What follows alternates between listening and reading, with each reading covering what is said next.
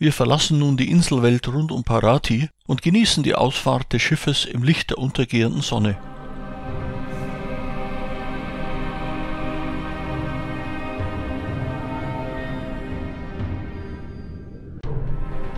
Danach folgen wir in einer weiteren nächtlichen Etappe der Küste Brasiliens in südwestlicher Richtung und nähern uns am nächsten Morgen der 80 Kilometer von Sao Paulo entfernten Stadt Santos, die sich zum bedeutendsten Seehafen Südamerikas entwickelt hat. Unser Besichtigungsprogramm der Stadt umfasst zunächst das Pelé-Museum, den direkt gegenüberliegenden historischen Bahnhof Valongo, das geschichtsträchtige Café-Museum Bolsa de Café sowie das schöne Rathaus. Anschließend genießen wir vom Berg Monte Serrat die Aussicht auf die Skyline. Am berühmten Strand von Santos lassen wir den Tag schließlich ausklingen. Untrennbar verbunden mit dem Namen der Stadt ist der brasilianische Fußballstar Pelé, dessen Karriere in den 60er Jahren hier begann. Kein Wunder, dass man ihm ein eigenes Museum mit mehr als 2500 Exponaten widmete, zu dessen Eröffnung im Jahre 2014 der dreimalige Weltmeister natürlich persönlich erschien. Leider haben wir wegen eines Sturmschadens aus der Vorwoche nur Zutritt zu einem kleinen Verkaufsraum, sodass wir uns rasch wieder ins Freie begeben und nach gebührender Beachtung der Pelé-Gedenksäule unsere Aufmerksamkeit dem gegenüberliegenden historischen Bahnhof Valongo widmen, der heute Haltestelle einer Straßenbahn ist. Auf dem Fußweg Richtung Stadtzentrum gibt es immer wieder Grund zum Innehalten. Nun haben wir die historisch bedeutsame ehemalige Kaffeebörse erreicht, ein bedeutender neoklassizistischer Bau, der heute als Kaffeemuseum eingerichtet ist. Ein Besuch des Inneren lohnt schon allein wegen der großartigen Ausgestaltung der Räumlichkeiten.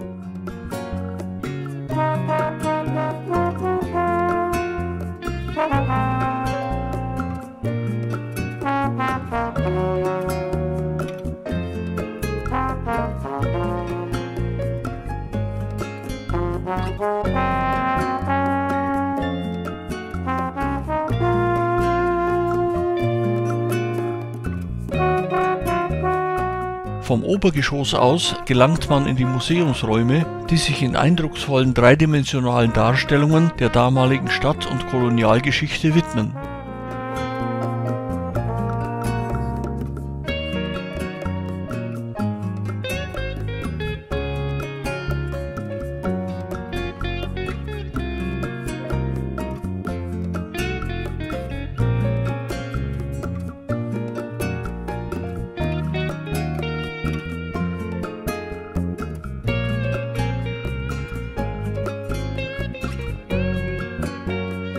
Danach geht es weiter durch die schönen Parkanlagen der Stadt und wir werfen einen bewundernden Blick auf die majestätische Prefeitura, das Rathaus von Santos.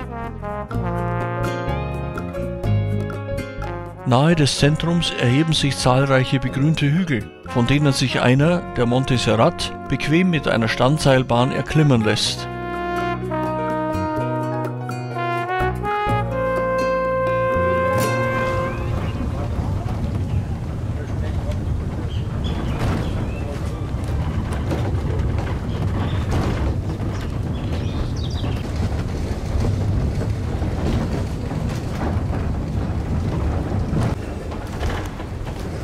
Die Auffahrt lohnt vor allem wegen des sich von hier bietenden Panoramablicks über die beeindruckende Skyline der Stadt.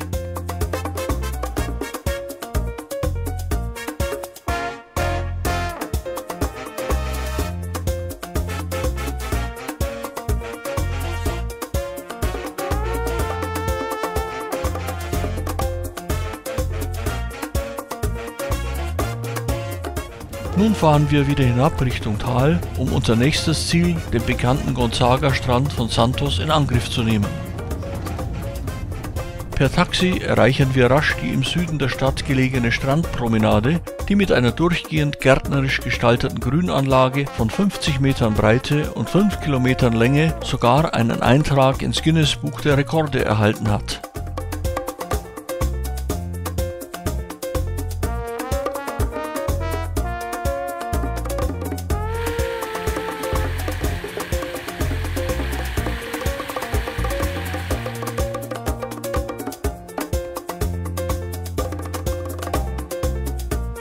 Natürlich eifern die Jugendlichen hier ihrem Vorbild Pelé nach, wobei sich die Tore auch mit einfachen Mitteln variabel gestalten lassen. Der Genuss eines Caipirinhas ist hier quasi Pflicht, denn er wurde 1918 in Santos als vermeintliches Gegenmittel gegen die spanische Grippe erfunden.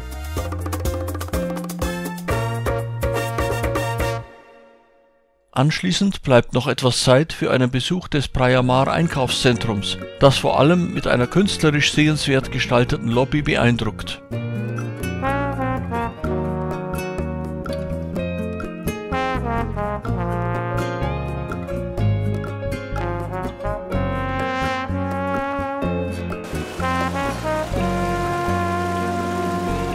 Ein entspannter Tagesausklang im Schiffspool ist wie nach jeder Stadtbesichtigung natürlich stets höchst angenehm.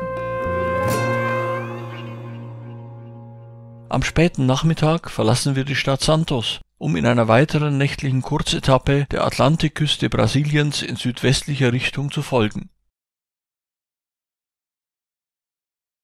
Am nächsten Morgen erreichen wir die Bucht von Portobello, von wo aus sich das kleine Städtchen per Tenderboot erreichen lässt. Die Bucht wurde 1502 von Kolumbus während seiner 4. Reise entdeckt und nicht ohne Grund von ihm mit dem Namen Portobello oder schöner Hafen versehen.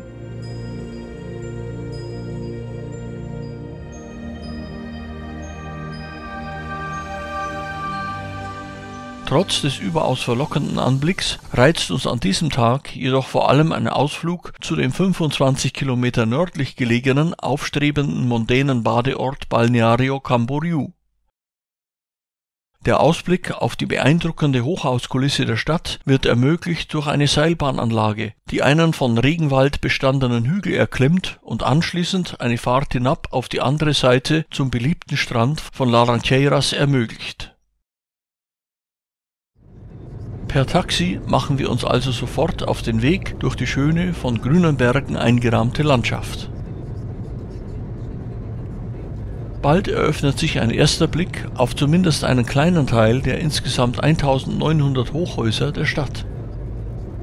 Beste Aussichtsmöglichkeiten verspricht die weltweit einzige Seilbahnanlage, die 2 Strände miteinander verbindet und somit verdeutlicht, weshalb Camboriú auch die Copacabana des südlichen Brasiliens genannt wird. Über 600.000 Gäste nutzen hier während der Hauptsaison die vorzüglichen Freizeitangebote der Stadt.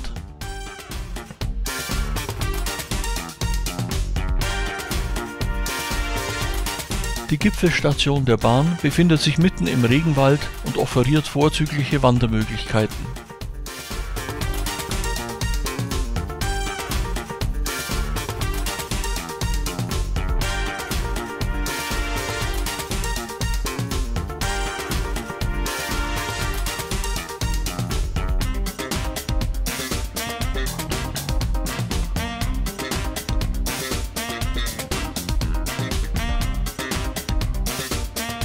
Von verschiedenen Aussichtspunkten ergibt sich ein beeindruckender Panoramablick über Stadt und Küste.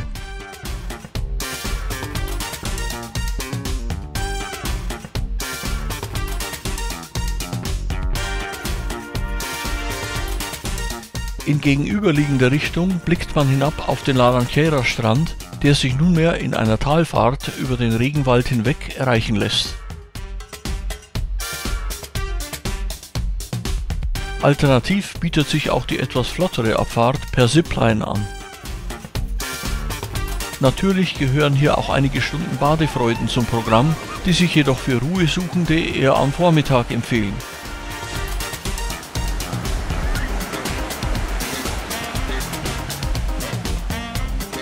Der Rummel ab der Mittagszeit hingegen ist zwar durchaus interessant zu beobachten, aber sicherlich nicht unbedingt jedermanns Sache.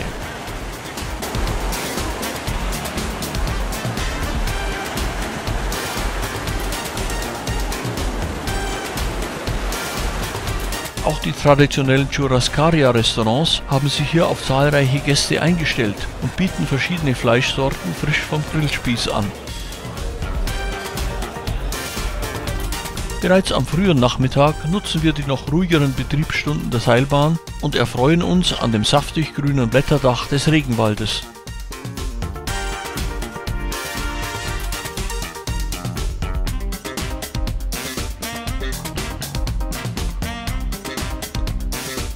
Nochmals genießen wir den Blick von oben auf Balneario Camboriú und das Hinterland, bevor es per Taxi wieder zurück nach Portobello geht. Ein Spaziergang durch das charmante Städtchen schließt unser Besichtigungsprogramm ab.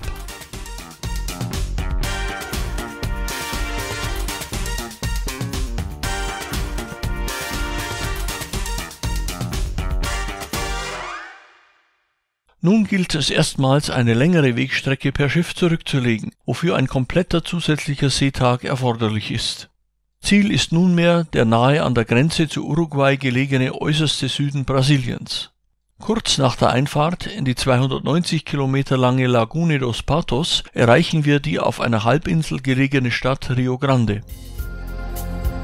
Der Tag auf hoher See dient der Erholung auf hohem Niveau und ist auch für die Verarbeitung der intensiven Eindrücke der vergangenen Tage überaus bedeutsam.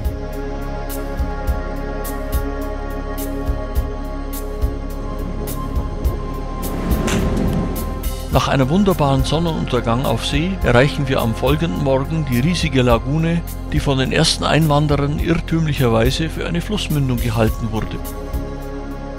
Dem Frühstück mit optimalem Lagunenblick folgt ein Spaziergang durch die Innenstadt von Rio Grande mit ihrer überwiegend von portugiesischer Kolonialgeschichte geprägten Bausubstanz.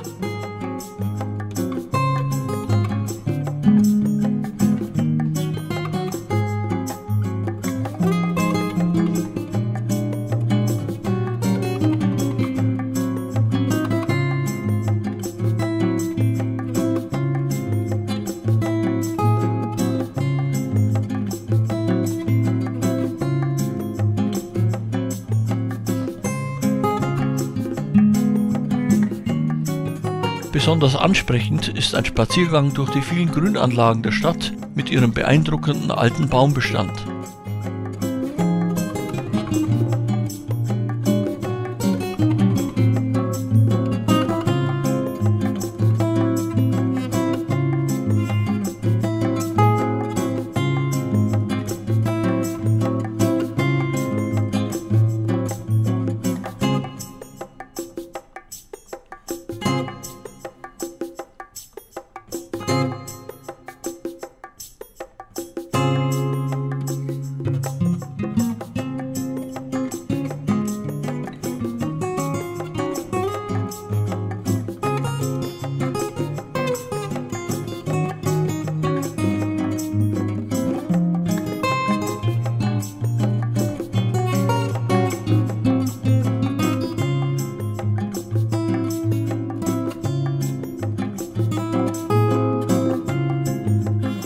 Ein Bummel durch die belebte moderne Fußgängerzone der Innenstadt rundet unseren Besuch in Rio Grande ab und vor der Weiterfahrt am Abend genießen wir noch den Blick vom Oberdeck des Schiffes über die Weite der Lagune.